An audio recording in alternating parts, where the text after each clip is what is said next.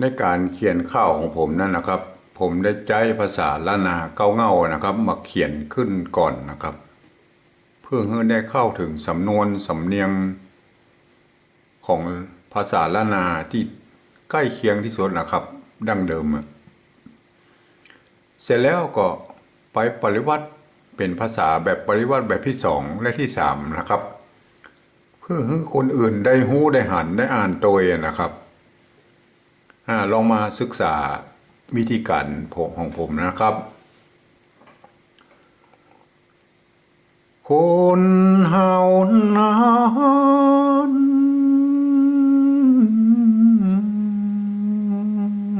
ตายแล้วยังเหลือ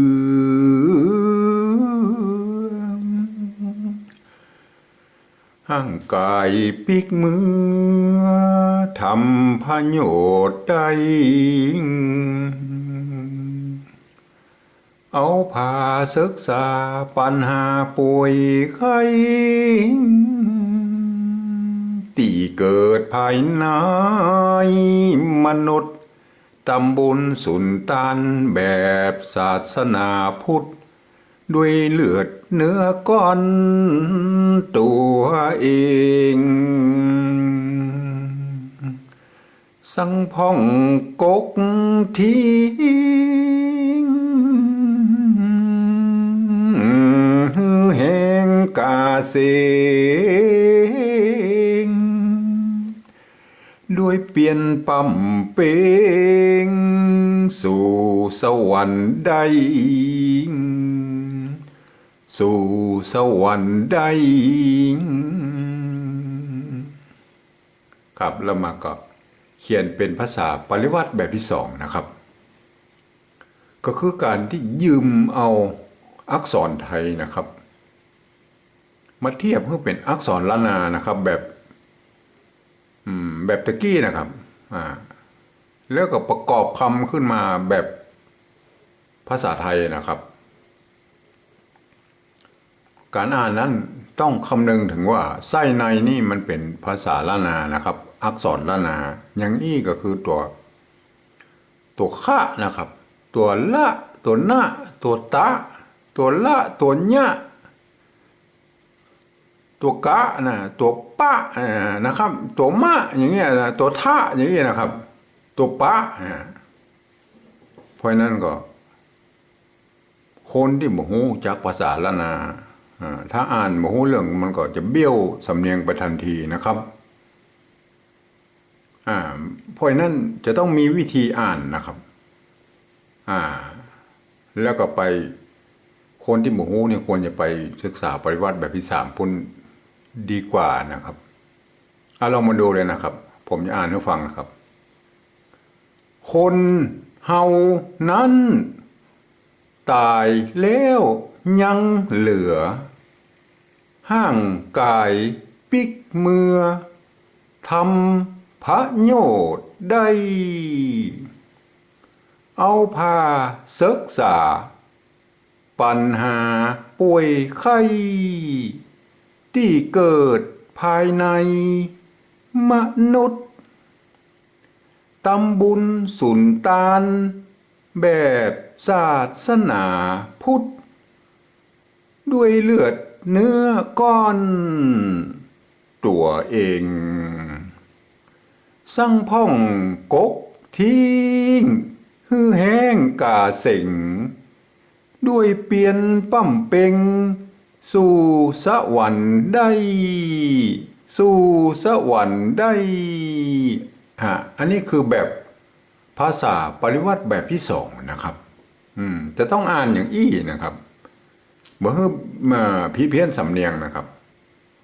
เสร็จแล้วเรามาลองดูภาษาปริวัติแบบที่สามดูนะครับอันนี้ก็ยังเป็นภาษาปริวัติแบบที่สองแบบตะกี้อยู่นะครับทีนี้เรามาเปลี่ยนเป็นแบบที่สามเนี่ยครับภาษาปริวัติแบบที่สามนี่คือตามสำเนียงคำอู้หรือคำพูดเนี่ยนะ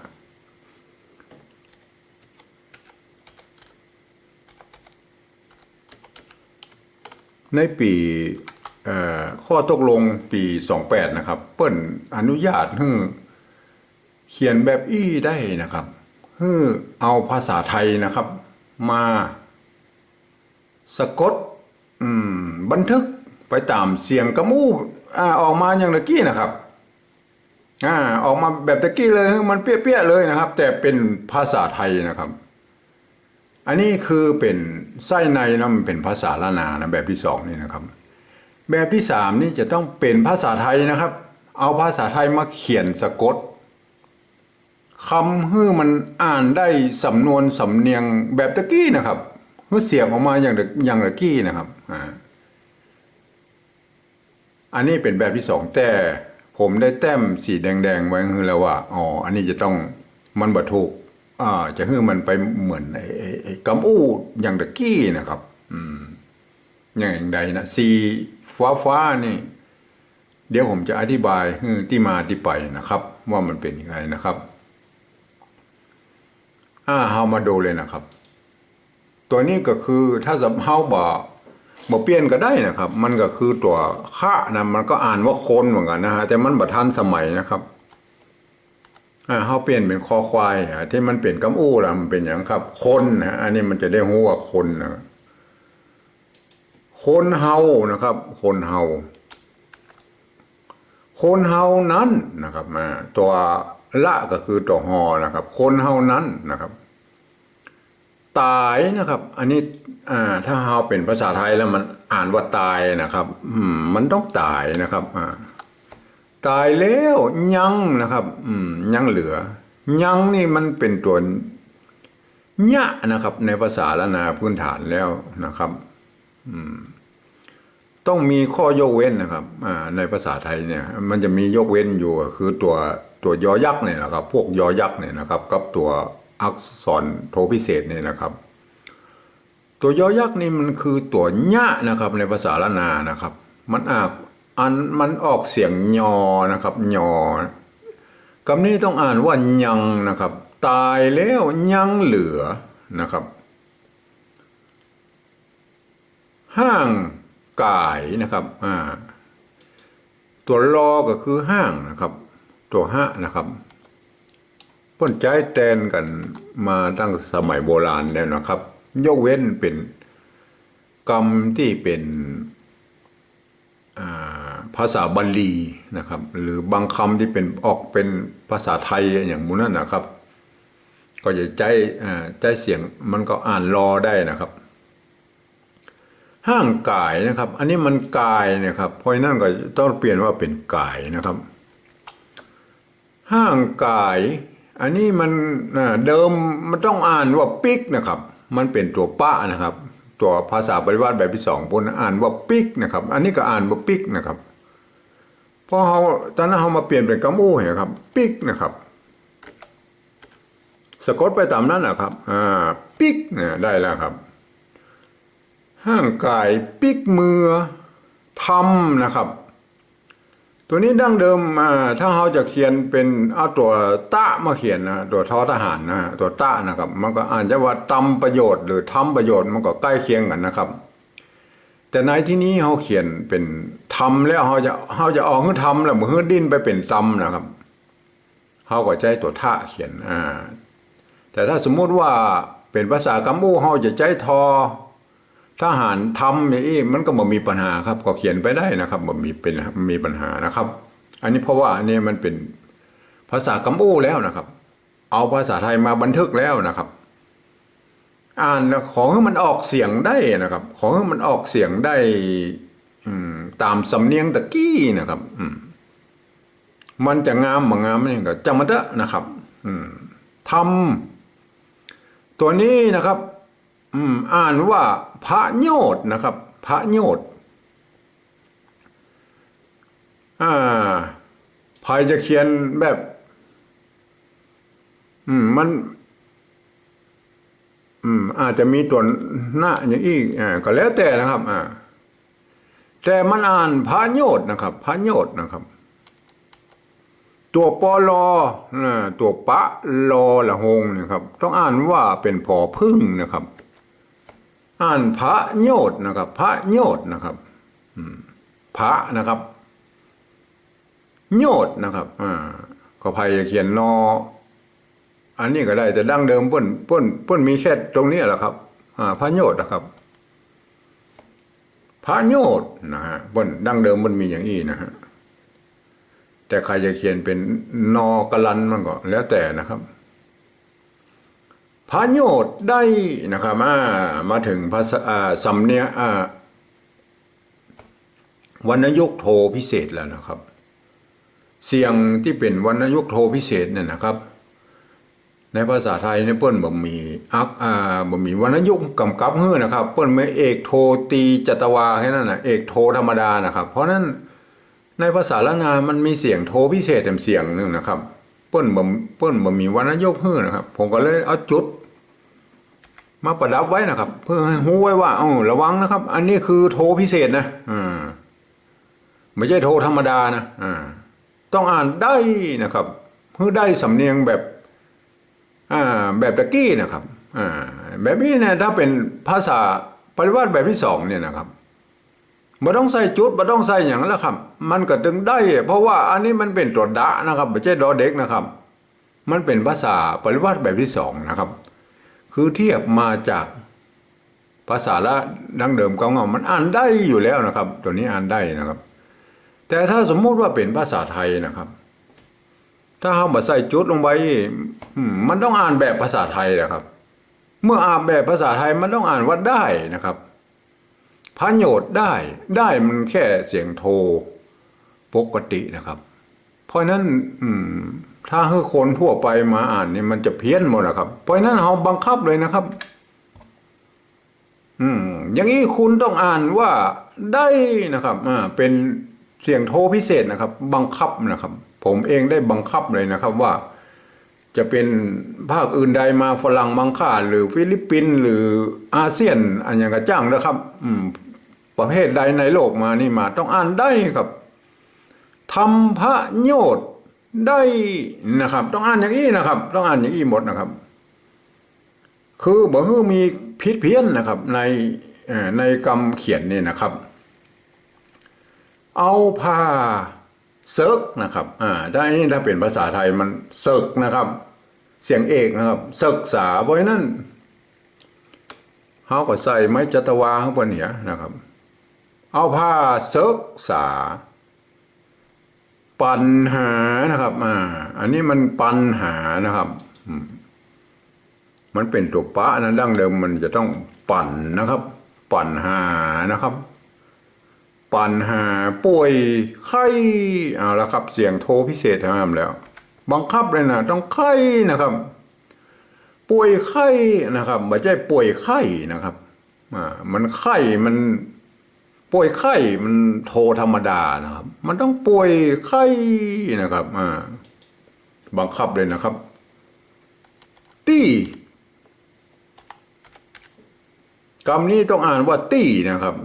จากดั้งเดิมตะเกียภาษาปริวัติแบบที่สองเนี่ยอ่านให้ฟังแล้วครับมันต้องอ่านว่าตี้นะครับจะเป็นภาษาดั้งเดิมของเปิ้ลก็ตรงนี้นะครับตัวตะอย่างนี้ก็อ่านตี้นะครับตี้เกิดภายในนะครับมันอ่านตี้เหมือนกันนะครับเพราะนั้นเขาก็เขียนเป็นภาษาไทยนี่ก็ตี้นะครับตี้นะครับเพราะว่าตัวต่อเต่านี่เป็นอักษรกลางนะครับในภาษาละนานะครับกจดตปปอนะครับเป็นอักษรกลางพันได้กู้เสียงนะครับตี้นะครับอันนี้ตี้นะครับถ้าเอาใส่จุดลงไปล่ะเป็นอักษรเป็นเสียงโทพิเศษนะครับ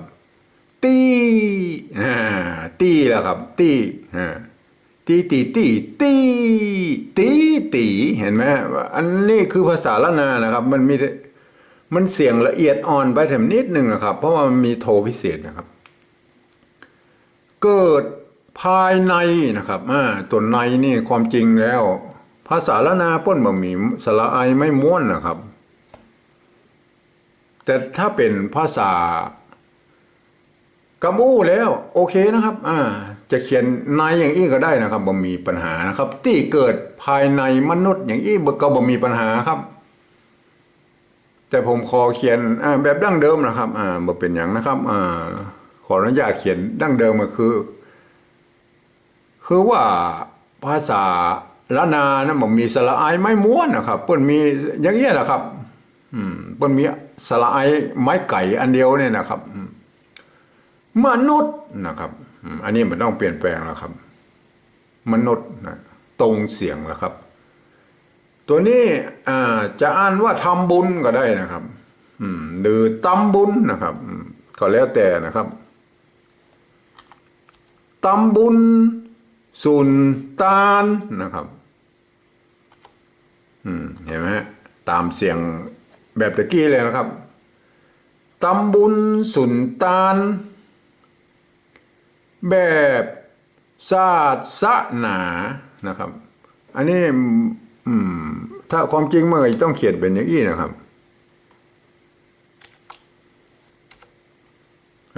มันต้องสะนะครับก็เขียนให้เป็นอีก็ได้นะครับแบบศาสนาพุทธนะครับต้องมาทำความเข้าใจตัวนี้ทำกรรมนะครับอันนี้คือตัวปะนะครับตัวปะนะครับเมื่อเขียนเป็นอย่างอี้แล้วนะเป็นภาษาบาลีครับอันนี้คือภาษาบาลีนะครับอ่านว่าพุทธนะครับสังพ่องก็อ่านว่าพุทธนะครับศาสนาพุทธก็เป็นสำเนียงท้องถิ่นนะครับพุทธนะครับศาสนาพุทธมันก็พุทธนะครับความจริงแล้วต้องอ่านพุทธนะครับเป็นตัวพอนะครับเพราะว่าเป็นภาษาบาลีนะครับมันเป็นภาษาบาลีต้องอ่านเป็นตัวพอนะครับพุทธนะครับแบบศาสนาพุทธนะครับด้วยนะครับด้วยมันเสียงโทพิเศษแล้วครับบังคับเลยนะครับต้องด้วยนะครับไม่ใช่ด้วยถ้าด้วยทำด้วยมันโทปกตินะครับบังคับเลยนะครับมันบ่มีก็ต้องเอาจุดบังคับเลยครับด้วยเลือดเนื้อก้อนโทพิเศษแบบนั้นนะครับก้อนโทพิเศษเห็นไหมฮะก้อนนี่โทพิเศษเนื้อนี่มันตรีนะครับตัวนอเนี่ยคือตัวหน้านะครับมันเป็นอักษรต่ำในภาษาละนานะครับเมื่อใส่ไม้โทหรือไม้ขอจ้างไปมันเป็นเสียงตรีนะครับตัวกะนะครับในภาษาละนาเป็นอักษรสูงนะครับเมื่อใส่ไม้ขอจ้างไม้โทไปมันได้แค่เสียงโทพิเศษนะครับแม่มันต่างกันตรงนี้นะครับมันต่างกันตรงนี้นะครับไม่โทเนี่ยมันมีอยู่3เสียงนะครับเพราะฉะนั้นมันจะซับซ้อนกันนะครับถ้าเฮาบ่มีอันอย่างกำกับไว้แบบนี้นะครับมันโทปกตินะครับมันมีอยู่3เสียงนะครับไม่โทนะครับตี้นี่ก็ไม่โทปกตินะครับก้อนเสียงโทพิเศษนะครับก้อนเนื้อนะครับเสียงตรีนะครับไม่โทเพราะฉะนั้นอย่าไปซับซ้อนนะครับอันนี้กำโอมันจะต้องออกว่าตัวเองนะครับเอาไว้ใส่ไม้จัตวาปะเนี่ยนะครับแบบภาษาปริวัติแบบที่2นี่คือนะครับ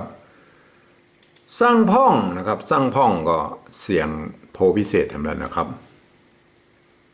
สร้างพ่องนะครับตัวพ่องนี่ก็คือเอาตัวพอสำเภาคือตัวพระนะที่แท้จริงในภาษาละนามาเขียนนะครับก็พ่องเลยนะครับ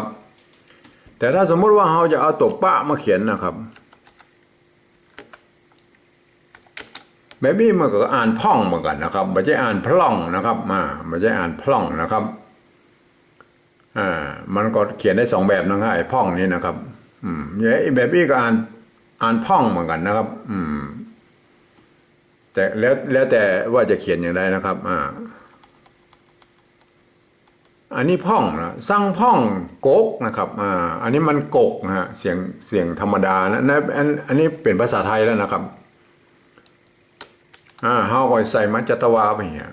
กกนะครับกกทิ้งนะครับ ทิ้งก็คือทิ้งขว้างนะครับในภาษาละนาคือตัวท่านี่มันเป็นตัวท่านี่มันเป็นตัวทอที่แท้จริงในภาษาละนานะครับ ทิ้งเลยนะครับ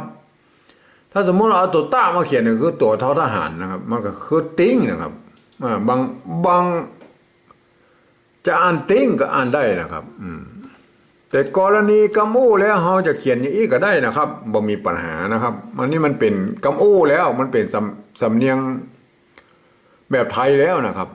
สั่งพ่องกกทิ้งอย่างนี้ก็ได้นะครับบ่มีปัญหานะครับแต่ผมขออนุญาตเขียนดั้งเดิมนะครับเพราะว่ามันง่ายต่อการปิกไปเป็นภาษาละนานะครับผมจะขอเขียนอย่างนี้นะครับสั่งพ่องกกทิ้งฮือนะครับโทพิเศษนะครับฮือแห้งนะครับอันนี้มันจะแรงนะครับแรงกับอีแรงนะครับภาษาไทยนะแต่ภาษาไทยแต่มันเป็นสำนวนกำเมืองนะครับมันต้องแห้งนะครับแห้งก็คืออีแรงนะอันเดียวกันนะครับแห้งกานะครับนี่มันกาสามัญนะครับมันต้องกานะครับแห้งกาเสงนะครับเสงนี่ก็ม่วนกันนะครับมันเสงกาเสงฮื้อกกทิ้งฮื้อกาเสงกับสามันก็ม่วนกันมาเสงกันนั่นนะครับมากราบกินก็แก๊กเสงกันนะมันม่วนนะฮะด้วยโทพิเศษนั่นนะครับที่นี่3ตัวรวดนะฮะคือตัวปะนะครับเสียงตะกี้ก็อ่านให้ฟังแล้วนะครับถ้าเป็นภาษาปริวัติแบบที่2คือเปลี่ยนปั้มเปงนะเปลี่ยนปั้มเปงนะอ่านว่าเปลี่ยนปั้มเปงเพราะว่ามันเป็นตัวปะนะครับเปลี่ยนนะฮะก็เขียนไปตามสำนวนกระมู่เลยนะครับสะกดไปเลยเปลี่ยนอันนี้ก็เปลี่ยนนะเปลี่ยนปั้มปั้มต้องใส่ไม่โทขึ้นไปอันอันนี้ปั้มนะอันนี้ปั้มนะไม่ใช่ปั้มนะครับอย่าไปเข้าใจผิดว่ามันเป็นปั้มนะครับปั้มมันโทพิเศษนะครับเสียงโทพิเศษนะครับปั้มมันต้องใส่จุดอะครับถ้าคุณจะเขียนเป็นปั้มนะครับปั้มมันต้องใส่จุดอะครับถ้าคุณจะไปเขียนอย่างนี้แล้วอ่านว่าเป็นปั้มนี่มันไม่ได้นะครับมันไม่ใช่มันปั้มอะครับเอาอู้กันแท้ๆมันต้องเป็นปั้มครับไม่ใช่ปั้มครับมันบัดถึงนะครับปั้มโทพิเศษมันบัดถึงนะครับมันปั้มนะครับถ้าจะเป็นปั้มนะครับมวยปั้มมวยอย่างมันก็อย่างนี้นะครับโทพิเศษนะครับปั้มเปงปั้มเปงนะครับเปงอันนี้เสียงสามัญนะครับเปงนะครับปั้มเปงสู่สวรรค์นะครับสวรรค์ได้นะครับโทพิเศษนะครับเห็นไหมอันนี้ดิ้นบ่ออกแล้วครับจะต้องอ่านไปตามหลักภาษาละนายกเว้นนะครับยกเว้นกรรมที่เป็นเสียงโทพิเศษนี่นะครับผมได้เอาจุดประดับไว้ให้บังคับให้อ่านว่าให้อ่านเสียงโทพิเศษนะครับแล้วก็ตัวยอยักษ์เนี่ยนะประเภทยอยักษ์เนี่ยมันจะมียกเว้นอยู่คือตัวยะเนี่ยครับตัวยะตัวอยตัวยะตัวญะตัวอยเนี่ยมันจะต้องอ่านไปตามหลักการของภาษาละนานะครับอ่านได้แล้วนะฮะอันนี้เราอ่านปั๊บมันก็จะเหมือนแบบที่2แล้วแบบเกาเงานะครับคนเฮานั้นตายแล้วยังเหลือห้างกายปิกเมือทำพระโยชน์ได้เอาผ้าศึกษาปัญหาป่วยไข้ที่เกิดภายในมนุษย์ตำบุญสุนตานแบบศาสนาพุทธด้วยเลือดเนื้อก้อนตัวเอง สั่งพ่องกกทิ้งฮือแห้งกาเส็งด้วยเปลี่ยนปั้มเป็งสู่สวรรค์ได้สู่สวรรค์ได้ครับลองเอาไปเปรียบเทียบกันนะครับว่าการเขียนแต่ละแบบนั้นก็บ่เหมือนกันนะครับ ทุกคนก็มีสิทธิ์ที่จะเขียนได้นะครับ เขียนแบบใดก็ได้นะครับบ่มีปัญหานะครับในภาษาละนาเนี่ยนะแถมน้อยนะครับเหมือนไปมันก็จะไปความนิยมมันก็จะไปรวมกันนะฮะแถม100-200 ปีไปว่ามันจะได้รวมกันนะครับจะได้รวมออกมาว่าแนวทางที่จะเกิดขึ้นใน200-300 ปีไปตั้งหน้าปุ่นนะครับเพื่อให้ลูกให้เหลนให้โหลนได้มาพิจารณาเพื่อก็จะบันทึกไว้ว่าวิธีใดที่มันเหมาะสมต่อไป200-300 ปีข้างหน้ามันนะครับ